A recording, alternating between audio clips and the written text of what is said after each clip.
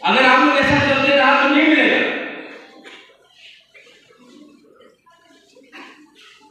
आप किससे फाइट कर रहे हैं? आप किससे फाइट कर रहे हैं? आप सिर्फ तिपरासा से फाइट कर रहे हैं। आपका फाइट तिपरासा का अगेंस्ट नहीं होना चाहिए। आपको तिपरासा को एक करना है, थर्ड साहब उसको बोलता है। लेकिन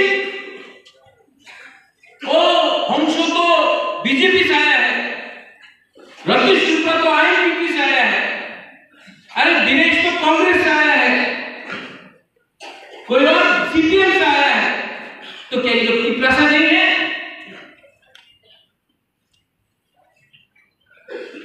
आपका फाइट पार्टी के अगेंस्ट है कि जाति को एक करने के लिए?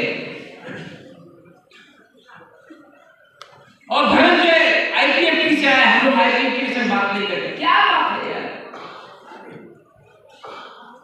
तिपरासा को बहुत मजा आता है ना एक दूसरे से फाइट करने के लिए, आपको बहुत अच्छा लगता है ना अमरपुर कोरबो अम्बासा में बोलने के लिए, बांग्लादेशी गोपैक और अगरतला में जाके ग्रेट यूनिटी बोलने के लिए।